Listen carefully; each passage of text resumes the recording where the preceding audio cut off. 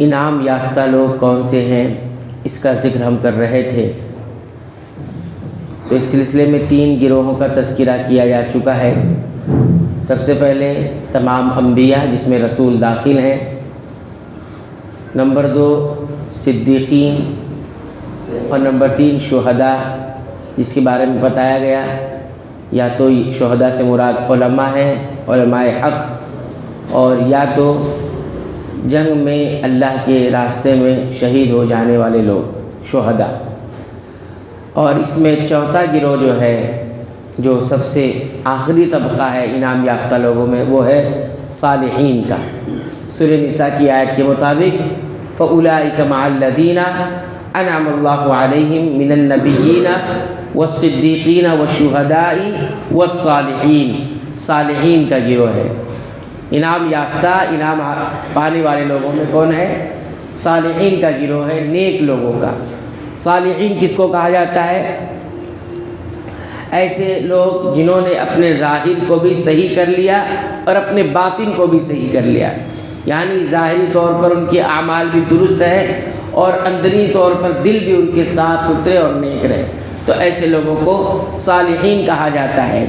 یا پھر وہ لوگ جنہوں نے اللہ کے حقوق بھی ادا کیے، قائم کیا، اور اسی طرح بندوں کے حقوق بھی ادا کیے۔ اللہ کا حق بھی ادا کرنے والا اور بندوں کے حقوق بھی ادا کرنے والے لوگ صالحین کہلاتے ہیں۔ انسان کی صالحیت اور نیک ہونے کی پہچان یہ ہے کہ انسان اللہ کے تمام حکموں کو ادا کرتا ہے اور اللہ تعالیٰ کی منع کردہ چیزوں سے دور رہتا ہے، ان کو صالحین کہا جاتا ہے۔ یعنی واجبات پر، فرائض پر عمل کرتا رہتا ہے، اس کو صالحین کا۔ البتہ زندگی میں وہ ایسی چیزوں کو نہیں اپنا پاتا جو اس کے ایمان کو کامل کرتی ہیں، یا مکملات جس کو کہا جاتا ہے، نیکیوں میں بہت زیادہ آگے نہیں بڑھتا ہے، یعنی بہت زیادہ کامل چیزیں جو ایمان اور اس کے اعمال کو مکمل کر دیتی ہے انہیں نہیں ادا کرتا، لیکن بہرحال جتنے فرائض ہیں، واجبات ہیں، تمام شعبوں کے اسے وہ ادا کرتا ہے، تو وہ صالح کہلاتا ہے اور صالحین کے گروہ میں شامل ہوتا ہے۔ لیکن یہ درجہ جو ہے وہاں تک نہیں پہنچ پائے گا، شہداء کے مرتبے تک، صدیقیت کے مرتبے تک نہیں پہنچ پائے گا۔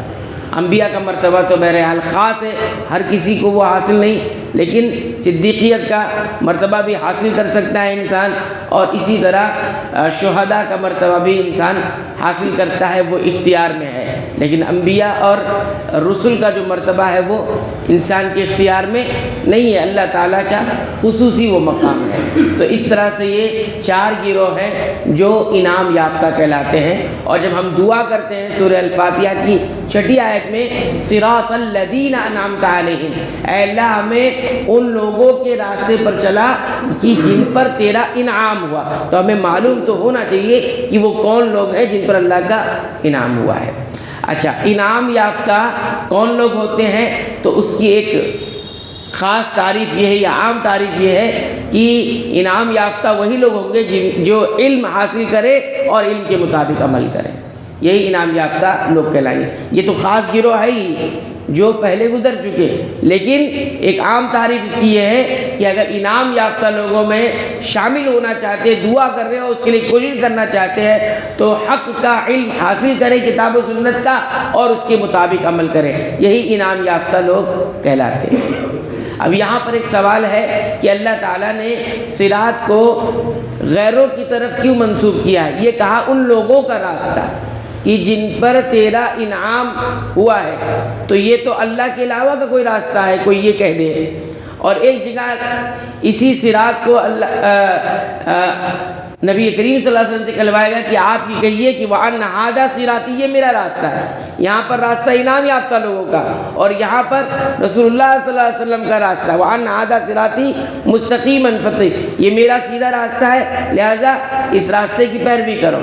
اور ایک جگہ فرمایا إِنَّكَ لَتَهْدِي إِلَىٰ صِرَاطٍ مُسْتَقِيمٍ، تو تینوں الگ جگہ راستے کی نسبت الگ الگ لوگوں کی طرف کی گئی ہے۔ ایسا کیوں ہے؟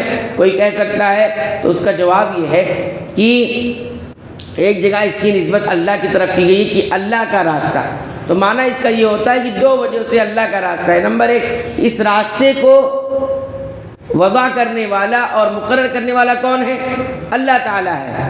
اللہ ہی نے اپنے بندوں کے لیے اس راستے کو مقرر کیا ہے، اس لیے کہا جاتا ہے اللہ کا راستہ، اس لیے اس کو کہا جاتا ہے اللہ کا راستہ اس نسبت سے۔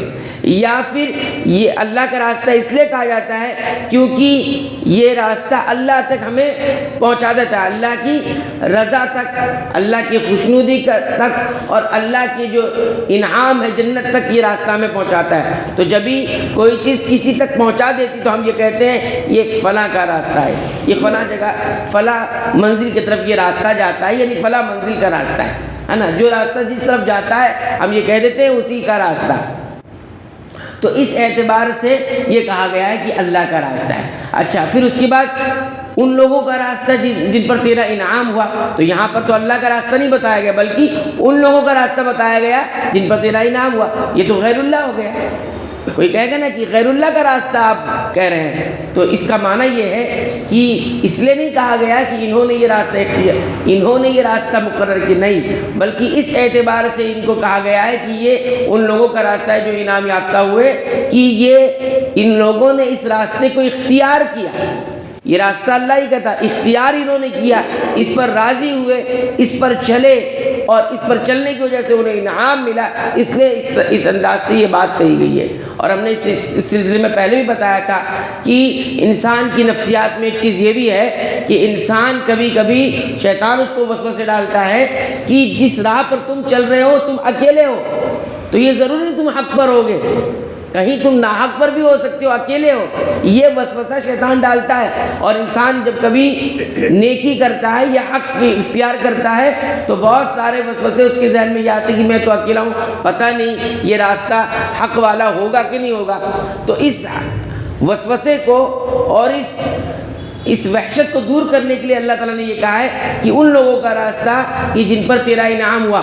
معنی اس کا یہ ہے کہ جس راستے پر آپ چل رہے ہو، یعنی علم اور عمل کے راستے پہ، یہ راستے پہ تم چلنے والے نئے نہیں ہو کہ تم گھبرا جاؤ اور چھوڑ دو اس راہ کو، بلکہ اس راستے پر کچھ لوگ چل چکے ہیں، جا چکے ہیں، اس کو اختیار کر چکے ہیں، اور اختیار کرنے کی وجہ سے انہیں انعام بھی ملا ہے۔ ہوتا ہے نا، انسان ایک نئی چیز اختیار کرتا ہے تو گھبراتا ہے، چھوڑ دیتا ہے کہ اس پر میں اکیلا ہوں، تو اس کو وحشت تفرد کہا جاتا ہے، اکیلے پن کی وحشت کہ میں اکیلا ہوں، تنہا ہوں۔ تو اس کو دور کرنے کے لیے یہ کہا گیا ہے صراط الذین انعمت علیہم، ان لوگوں کے راستے پر چلا جن پر تیرا انعام ہوا۔ تو گویا کچھ لوگ ایسے ہیں جو اس راستے پر چلے، اس کو اختیار کیا، اس پر راضی رہے، اس کے تقاضے کو پورا کیا، اور ساتھ ہی ساتھ انہیں انعام بھی ملا، انہیں انعام بھی ملا۔ اس وجہ سے یہ کہا گیا کہ ان لوگوں کا راستہ جن پر تیرا انعام ہوا۔ یہ ایک جو ہے ضروری چیز تھی بتا دینے کی، تاکہ کوئی یہ سمجھے کہ غیر اللہ کے راستے کی طرف سورہ فاتحہ کے اندر کیا ہے بات کہی گئی ہے، تو ایسا نہیں ہے، بلکہ اس راستے کو اختیار کرنے کی وجہ سے ان لوگوں کا تذکرہ کر دیا گیا ہے۔ تو یہ ایک راستہ ہے جس کی دعا انسان مانگتا ہے۔